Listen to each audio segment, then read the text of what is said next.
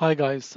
So as I told you before that we are going to do a separate presentation on assessing the quality of the studies and drafting a response. So in this one, I'm going to briefly talk to you about how you need to respond to the case in terms of assignment one, as well as structured evidence-based medicine, and how you're going to basically use the same process for rest of the assignments and rest of the learning in the unit.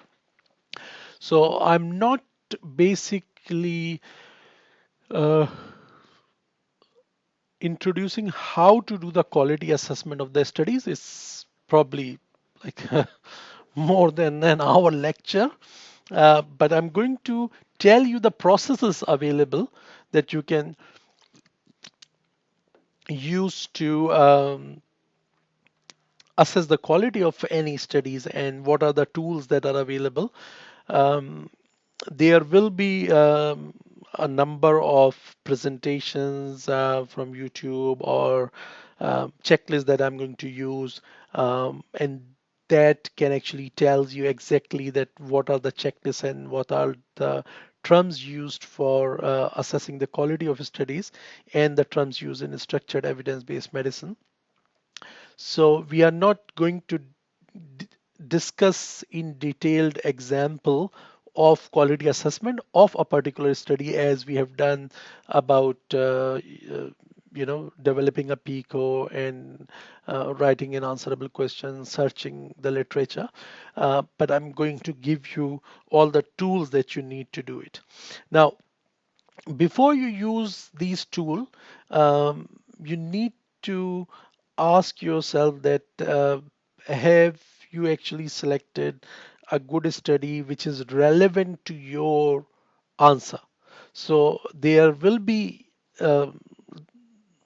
resources available obviously within your learning resources, but basically in order for you to answer whether a particular study is a good study for you is based on the questions. So for example, need to basically ask yourself that do you actually need randomized controlled trial for answering an adverse drug reaction question? You can't, because a randomized controlled trial will have a specific duration.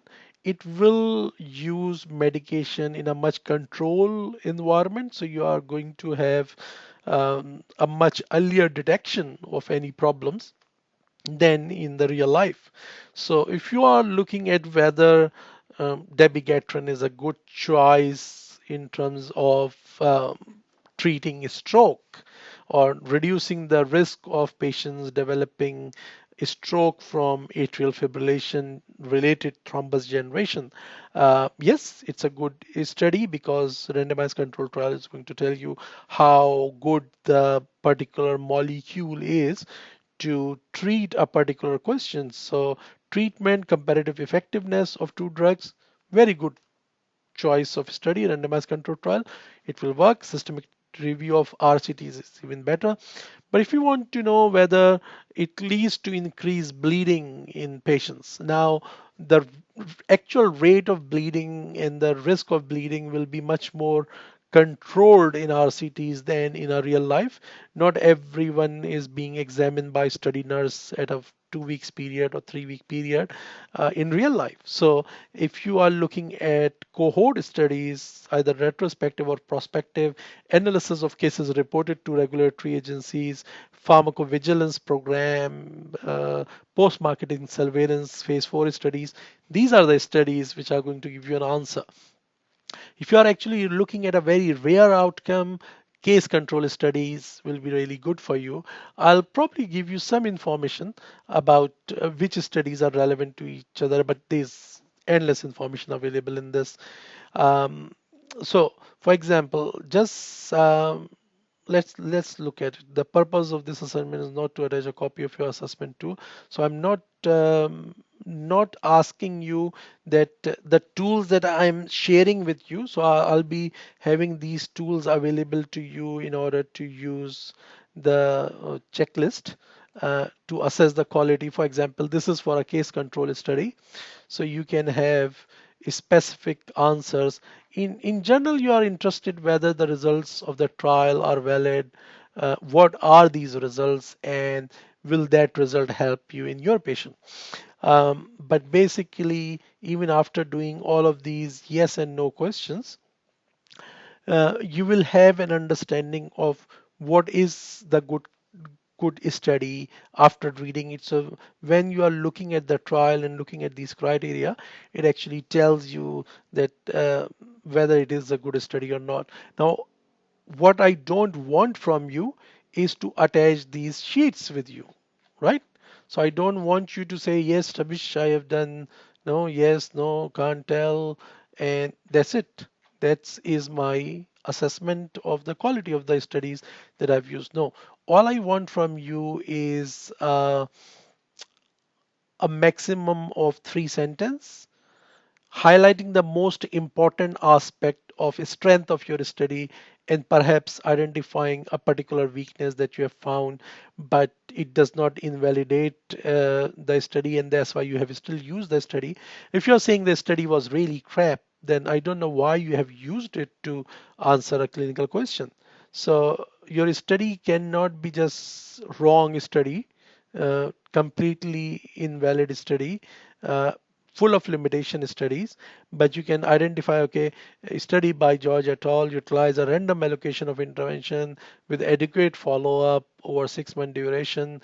For my case, outcomes were well defined and measured using valid measures. So there's like the measure meant that they have used in their study, the outcome measures were actually not only well defined, but were measured according to scales or according to tools that were basically free of any bias or any limitations. Study participants were blinded or not blinded to the intervention, and the people who collect the data, for example, in randomized controlled trial, if you are aware of which arm your patients are, or the patients are aware of which arm they are, then there's no blinding. And blinding is really important if you're looking at the efficacy of the treatment, because you can have placebo effects from your um, interventions and comparisons. So you can't just quote an RCT which is not blinded for efficacy question, because that's like just useless. But all of this detail will be available in different tools. So I have checklists for um, case control study. I have checklists for cohort studies that will be available within your section, as well as I'll have checklists for randomized control trial. And all of these checklists will be available under your learning resources. And you can basically ask yourself all these questions before deciding whether your study was good or bad. But from this information, all I need is a thoughtful presentation of what was the quality of a particular study. So if you have chosen 3 or 4 studies, just describe the quality of those studies as a part of your assignment. And also, while you are working towards these cases, that should be in your mind, that you ask yourself that is this study valid that you are using. So putting it all together, you need to understand that this is your questions. So this is the patient intervention comparison outcome table and your research question. You go to the literature, you find out a study, you find out a particular set of studies, study 1, 2, 3, 4, which you selected. You basically look at how well was the study done. So you look at the overall validity of the study before you actually go to the results, and what does this result mean to me, and are they able to answer my clinical questions. So this is how you are going to put it together in terms of drafting a response. Now when it comes to the response, so that will be the very last part of your assignment, and that will be a very last part of your exercise, even if you're doing it regardless of assignment, is that you you basically conclude, you basically summarize that what is there, what is that that you didn't know when you start working on this case. So you need to um, you need to maintain a focus. You need to be act as much more knowledgeable, or you should be not act as knowledgeable. You should be more knowledgeable while drafting a response compared to what you were when you started the whole process. So a lot of the time what I see that people start describing the whole thing to me, like cases about albumin. Chronic liver disease is one of the major issue in blah blah blah. So many patients are dying from it. Yeah. Well, you're not writing an essay, you have a clinical case in front of you. You have to discuss the data. How you're going to discuss the data if you spend too much time in just introducing the chapter, or sorry, introducing the response to me? So your response needs to be quite direct. So don't go everywhere and then lose your focus. Do not just briefly mention that it has been shown to decrease the incidence of thrombocytopenia. Well, yes, it has been, but how do you know it has been? So John et al. Has studied or reported a case series of 50 patients over the last 3 years in a tertiary care center receiving treatment with ranitidine for their stress ulcer prophylaxis while within the hospital. They follow the patients for up to 4 weeks after discharge, and then they basically call patients or look into their medical record to identify what was the incidence of thrombocytopenia in these patients, or other way around where they identify 50 cases of thrombocytopenia and 50 cases of match control, and then they look at the higher risk factors of having thrombocytopenia. Baseline platelet count was significantly associated with the incidence of thrombocytopenia. So discuss the main finding, discuss the most important result of the studies that you are discussing. Now, once you have done that, do not ignore the patient characteristic. A patient is poorly compliant and you are suggesting for him to have multiple daily injection of insulin because that will control his blood sugar at the very best. Yeah, but will it be happening in practice? Will it be the outcome that you are going to achieve at the end in this particular patient? Remember the first slide where we actually explain you that EBM is not just about the evidence and not just about your judgment. It's actually a marriage between marriage is not a good word because there are three characters. So you are going to combine the three characters all together in a triangle where you have one tangent of the triangle looking at the evidence which is available, and then you have patient characteristic, and then you have your clinical judgment seeing whether this intervention will be the most helpful intervention in your patient. So if you look at the response example, ibuprofen is a commonly used medication in children age 1 to 6 year. Despite the availability of ibuprofen in suspension form, it should not be used as first line pain and blah blah blah in present in some children. Now yes, that's fine. What I'm saying, you should not basically describe this like this. Especially, it's good to describe your long case and your short clinical case, assignment 2 and assignment 3 like this, but you can't just have uh, word limits available to you, or you can't just have to introduce the topic because you have a PICO question, you have a PICO table in front of you, you have an answerable question, you have a search strategy, so everybody knows what you are doing.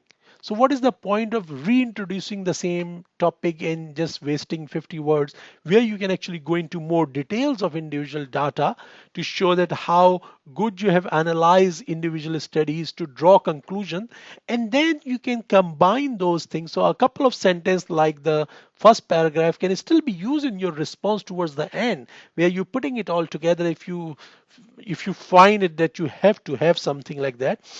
But what I'm saying is that if you describe the journal output, but you don't go into specific details of individual case, in my opinion, you are not answering the question to its full extent. What I'm saying to you is that your response should summarize the evidence, should highlight the evidence, should provide factual information. You don't have time or word limit allowance available to you to repeat the whole result section, but you should be able to give a good summary of the most important result relevant to your case as a discussion of that particular study in, say, a paragraph, then move to a second study, a paragraph, and then move to a third, fourth, whatever number of studies you have chosen based on your comfort of driving an answer. So based on these 3 or 4 studies, I'm confident that I've reached my conclusion. That's it. So you need to go into details of your data, demonstrate that data, cite appropriate references. The other thing I really don't like that students sometimes do with this one is they put, like, you know, 4 or 5 references at the end of each statement. Now, what do you mean by that? Like, are all 4 studies, one is therapeutic guideline, one is a review, one is a RCT, one is a case control, telling you that is specific information? Is all 4 are concluding to that information? Doesn't make sense. So you do a journal statement and you can have multiple studies. For example, you can say that um, a number of studies have investigated the effect of ibuprofen in children in terms of efficacy and safety. You can have like 5 or 6 references as a reference there, but then you start discussing one by one together. So you say, okay, reference one. So you start studying study by GABA GABA et al. And then you followed by alpha et al. And then gamma et al. And delta et al. And then you summarize the findings in your last paragraph, considering your patient characteristic in designing a response to your patient's problem. So this is really important. All of your assessment tasks have a specific assessment criteria, which is also available under the assignment sections. So I'll strongly recommend you to read those assessment criteria to see which level you are targeting in order to score that particular grade in your assignments. And basically, it's quite self-explanatory criteria that you need to perform at a particular level in order to be graded for a particular level. I won't assess your work, so there'll be independent tutor assessing your work, and I'm going to make it more clear into assignment section. But I hope this presentation give you a good understanding of first of all, how you're going to assess the quality of the studies and how you're going to report it. So the tools that I'm talking about, these tools will be available within lecture notes or the slide notes of these presentations. So all the tools that are relevant will be available in Milo for you to have a constant review and refer to it whenever you need in terms of your own assignment. Okay.